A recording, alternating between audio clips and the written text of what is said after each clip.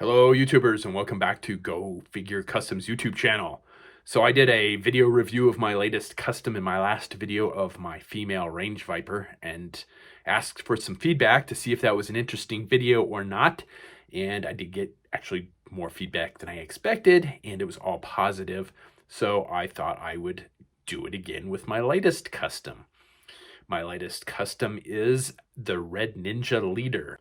Obviously custom of my own design because there is no Red Ninja Leader, but I thought they needed one. The idea behind this was I'm not as big of a ninja fan as I was in the 80s. So when it went on Ninja Force, when G.I. Joe went on Ninja Force in the toy line and the comic books, I was okay with it in the toy line for a while, but when it went Ninja Force in the comic books, they kind of lost me on that one. And then my co-host is JD is a huge ninja fan, and he went on a shopping spree for red ninjas for a long time. And while he was visiting here, I happened to find the classified red ninja, which I really like the design of. So that being one of the two classified figures I've ever found at retail, I went ahead and got it because I kind of like the look of it. And then, since I would much prefer my GI Joes to be in 1/18 scale or 3 3/4 or 4-inch, whatever you want to call it, I made a Red Ninja kind of based off of that look, of the classified look in a 1/18 scale figure. And it came out pretty well. I was pretty happy with that. And one of the things that I was doing when I was making all these customs is I had just a ton of fodder sitting around. So I was just trying to slap stuff together to make interesting customs based off of just what I had, because I'd been home out of work for 3 months due to lockdown. So I had been spending more money than I should have been, but I was trying not to spend money on more custom parts. So I was trying to use up stuff I had on hand. So let's have a look at it. All right, first off, you'll have to kind of excuse the setup. This isn't something that I really planned on doing. So I'm still kind of working the bugs out of how I want to do this. For Red Ninja Leader, the head is a custom cast from, that would have been Trigate Customs, and whatever they eventually became years and years and years after that. It's supposed to be one of the a 1/18 scale version of one of the Mask characters, and I don't remember specifically which one he was or what vehicle that particular character came with in the Mask line. So I sculpted on the beard and the Fu Manchu mustache. Unfortunately, the part of the left side of his mustache, his left, broke off, so I had to resculpt it so it doesn't quite match the other one as well as it did the first time, but it still works, I think. All right, so it's like Arctic Destro body armor with a couple of just a knife greeble glued on. I'm using a new sealant, and it's still tacky. I sealed this morning and it's still tacky on the softer rubber, so I'm really kind of annoyed by that. I might have to do a review of this sealant to stay away from it. So that's the back view there. I added Cobra Sigil water slide decals to his wrists and his body armor. And then he's got one on the knot of his bandana, I guess is what that would be called. And then he comes with a coat, which if you saw one of my recent videos about tips and tricks, you'll know about the rare earth magnet I've got in there, which will connect to his backpack. Oh, and the coat has a Cobra Sigil on it too. Don't need to strap a sword. And then to get this on, I'll have to heat it up. It won't come on and off as easy as I would like it to be. if I was doing this for a commission or something.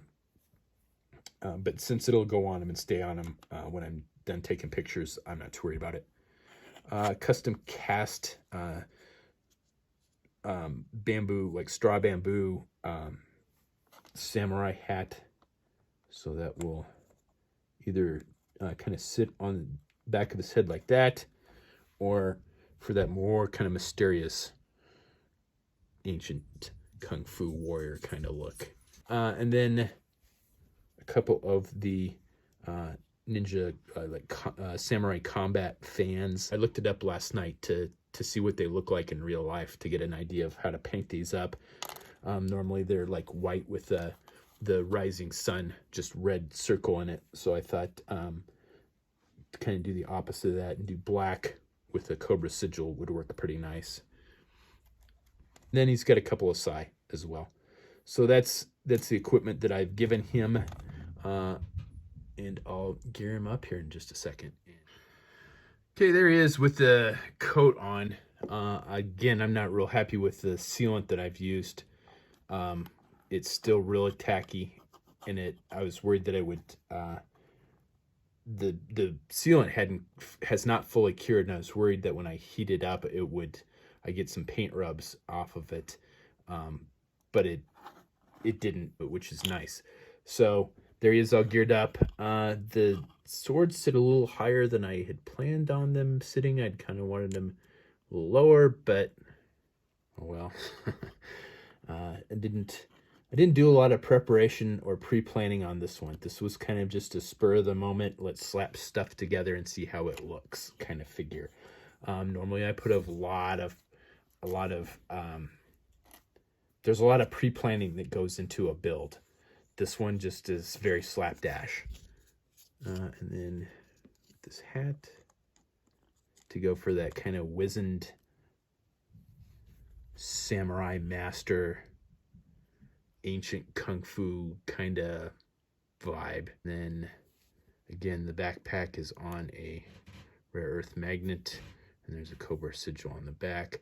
I was going to take pictures with the